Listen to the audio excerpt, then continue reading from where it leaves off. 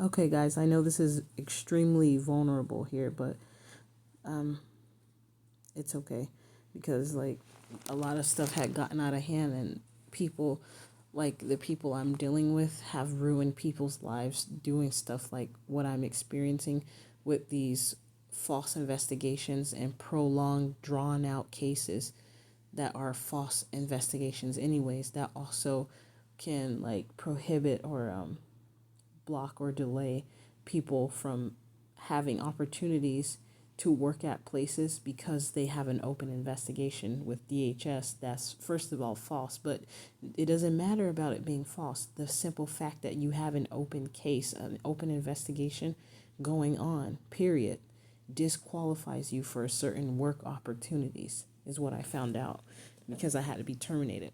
222 on the clock right now. Drinking some water. So I'm just showing you how they play games and lie and then try to play with you. I was able to put it together because I knew it was taking too long. So one thing, I'm just going to jump straight into it. So this woman, I had a false case initiated by Chidozie Urim from the Kelly DeBruin Counseling. And the reason why it seemed like I was obsessed about putting this information out there was because I feel like they've been getting away with doing stuff like this for way too long. And it's mostly because people are afraid to say things about it, but I'm not because of all the stuff they put me through and then try to play me like I'm mentally ill.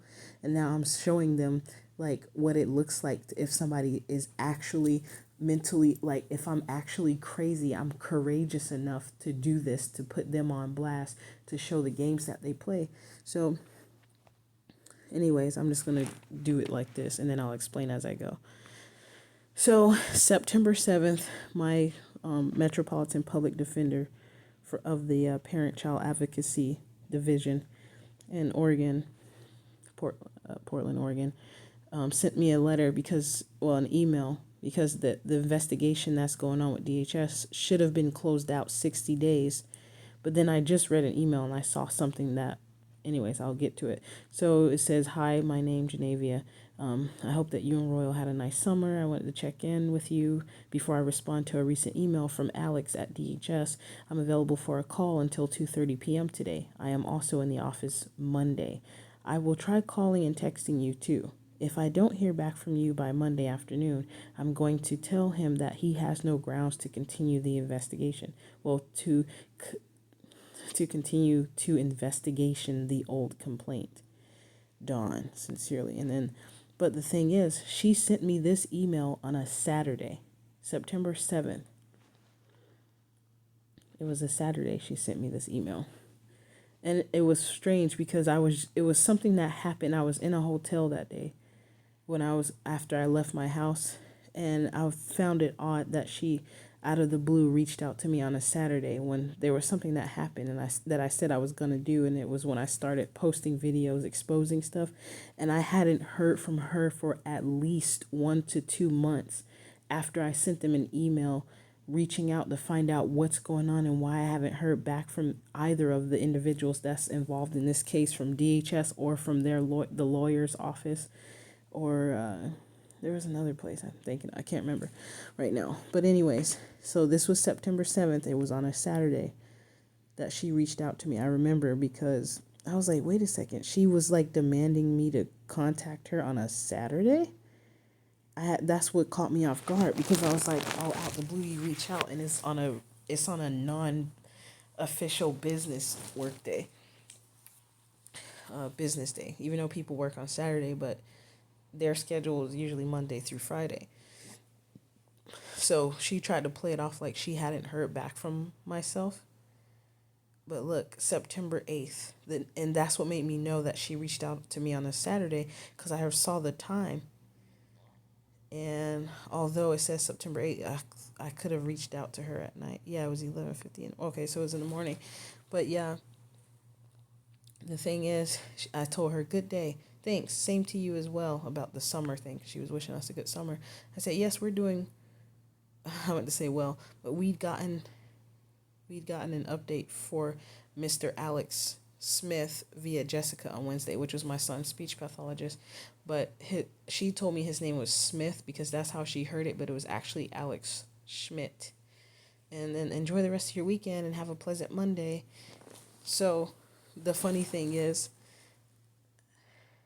and then I think oh yeah, so what I did when I saw I had a grammatical error. I had a typo. I said, "Good day, thanks. Same to you all as well. Yes, we're doing well." And so that was two communications.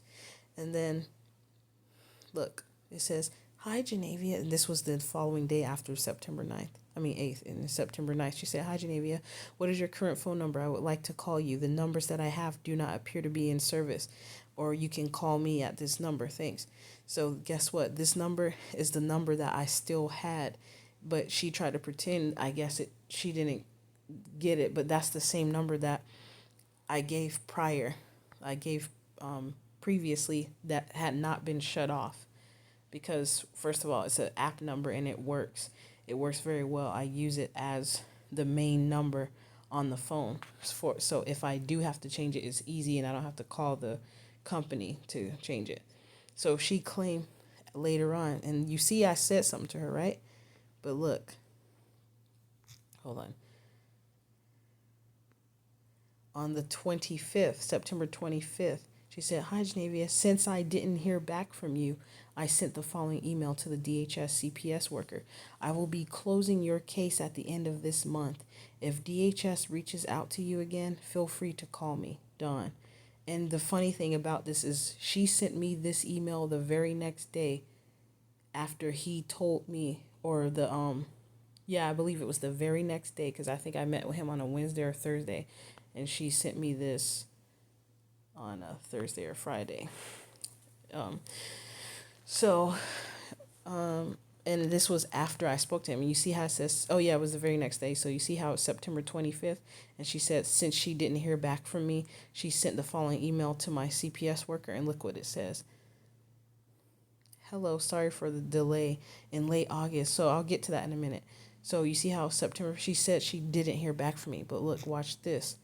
This is the day that I recorded him in the office because I knew it was going to be some FSHIT that he was going to be saying and that these people were going to be playing me. He also, I didn't get that part on recording, I believe, but he let me know that he didn't hear back from Dawn, and it was Dawn, my lawyer, my public defender, who was blocking the communication because he said to me he was waiting for about a month. He hadn't heard back from her. And then that's what let me know the key information I needed to know who was delaying the communication and the process. Just like her assistant did the same thing with the previous DHS false investigation where my son was taken from me actually at that time. Then a year later, the case was closed. 4 months later, out of spite, my therapist initiates another false claim because of his ego, and he did it under the guise of protocol, but he neglected my claims of safety, that I needed help with safety around where I was living and the people that were harassing and following me and effing with my car. But he never scheduled for anybody to do like a safety check or whatever he said they were going to do. I mean, that they could do, like if I have any problems or I'm having safety concerns. He ignored my safety concerns, but when he felt like me wanting to cancel a session so I could sleep and not miss it or waste his time by having him waiting and then I just don't show up, he got in his feelings and said, "Oh, you've taken my time for granted," or so, he said, "I feel like you're not taking my time seriously." And shortly after that, I get a text message from CPS told some, "Hi, Genevia, we just want to see if what's going on with you? Is everything okay?" Like, and then they said they want to come and do a quick check, but they was being slick. It was an investigation going on. They act like they were just trying to follow up to make sure everything was okay, but it was another investigation that was initiated. And they had me doing a safety plan and everything. So anyways, what I wanted to show though was that this was on the 24th. See, look.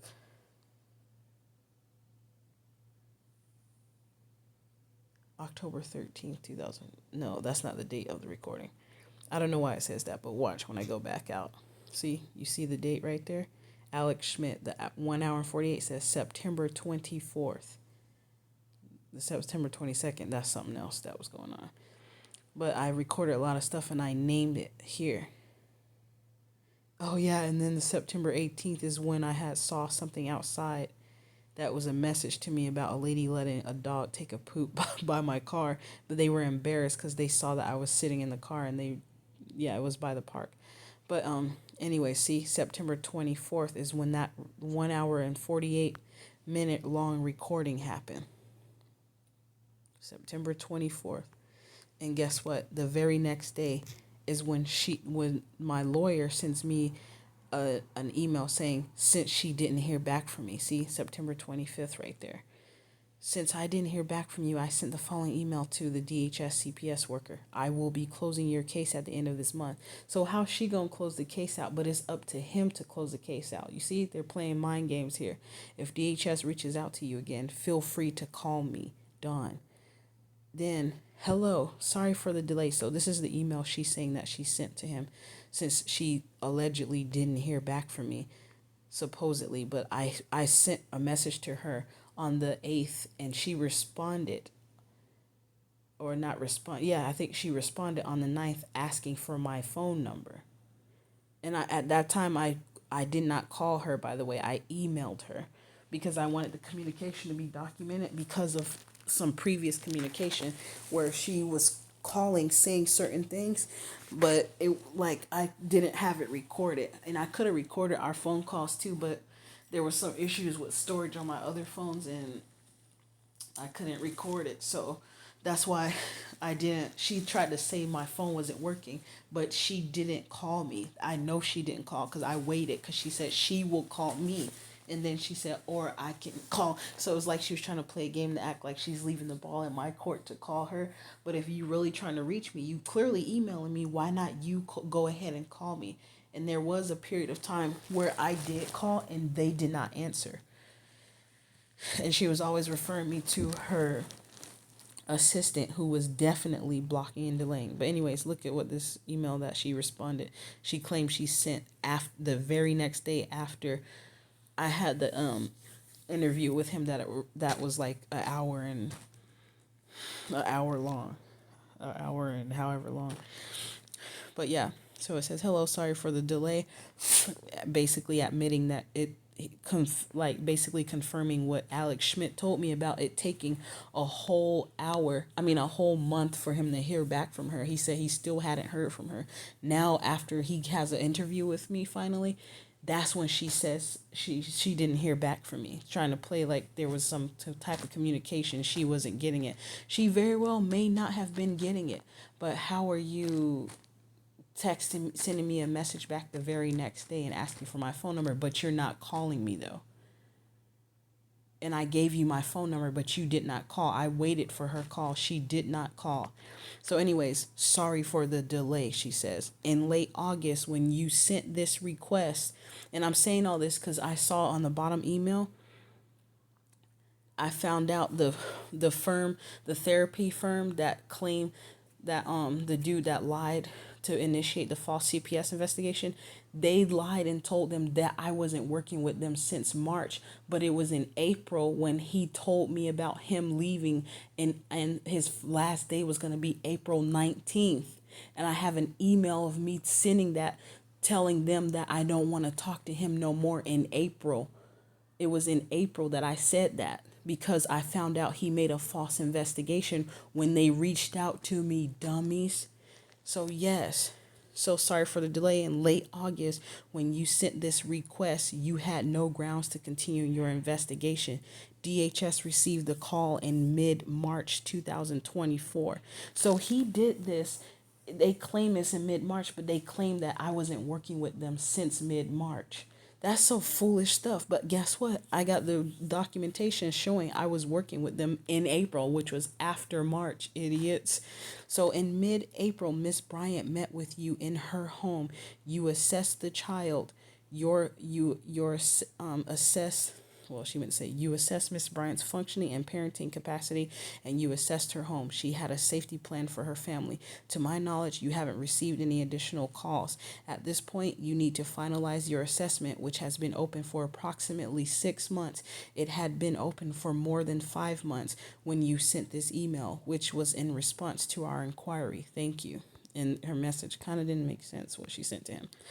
But yeah, she was saying they received the call in mid-March.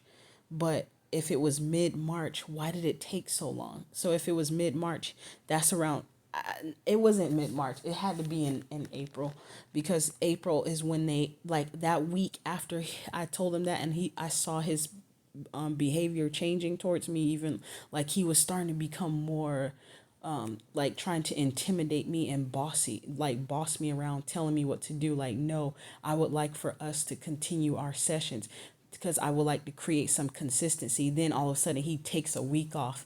Like, it's like he started playing a game with me. Like he was trying to get back at me. Like he was so overly sensitive. I'm like, you need to go to therapy yourself, baby. That's how I felt. But I didn't tell him that, of course. So anyways, look at what is said though. August 30th. So she responded to an email that he sent August 30th, basically. And look, and it says good. Well, he sent an email on August 30th. But look, this one, she responded September 25th. So that's confirming sort of what he was saying about it took about a month for him to hear back from her. So this email is attached. She sent it to me attached. But it says, good afternoon, though I have, and this is from Alex Schmidt, who works at DHS. Good afternoon. Though I have wanted to close out Genevia's case, when I followed up with the Kelly DeBruin Center regarding her mental health treatment, they informed me that she has not received services through them as of March of 2024. She was referred to Cascade Counseling in West Lynn, and I do not have a release for them. I am concerned of the potential scenario that Genevia has not been addressing her mental health for the past several months, but I cannot say for sure if this is the case or not. I have also tried calling a few collaterals who may have seen she and Royal. However, they have largely not called me back or not seen them for the past several months. And you see this game they're playing though, right, guys? I am hoping we can find time next week to meet with Genevia and I can learn more about whether or not she is engaged in any mental health services. Please let me know if that might be possible for next week. That was August something. She didn't say shit to him. And then look, September 25th, I'm sending a message to her saying good. It was attached to that. And look, September 25th, because she claimed that I didn't show my communication, but what I said was, great day to you, Mrs. Andrews. I showed Mr. Schmidt my communication to you that I emailed you my new updated phone number that everyone should have already had, because we spoke on that phone number and it has not changed, but I sent it again anyways, and I told him I didn't hear back from you ever since I updated you with that information responding to your email. Maybe something happened where on your end you never received it, and that could possibly be why I never heard back. I meant to say heard, not hurt, heard back from you. But he also said he hasn't heard back from you for 1 month. Even when you asked me for my new number, he hadn't heard from you. So it could be an issue with the email. And I did meet with him yesterday for about an hour after 5 p.m. and our interview was recorded. He did apologize and said that it was his fault that it has taken so long, and explained to me that you were just helping me out as a courtesy. And I told him that I appreciate you very much for doing that. I thought that this was an actual open case and not just a simple investigation that hadn't become a full-fledged open court-ordered case. I appreciate your assistance, and I hope that you enjoy the rest of the year, and I'm grateful for how you tried to help in the ways that you could. Have a great rest of your day. And then to make sure she won line as hell, and I'm testing it out, and I BCC'd myself. I said, hi, I'm just resending this so I can test if there's something wrong with the email. So that's the only reason I'm sending it to another party who is my DV advocate. Thank you, which was Miss Tressa at SCI. Mrs. Berry, I should say. But yeah, you guys see these games they're playing, right? Nobody that he's been contacting has been answering their calls. So they're trying to block and delay altogether. And then she said she told him to finalize the report. She was like, "Hi, Janelle, thanks for this update. Please give me a call so that we can check in. My number is blah, blah, blah."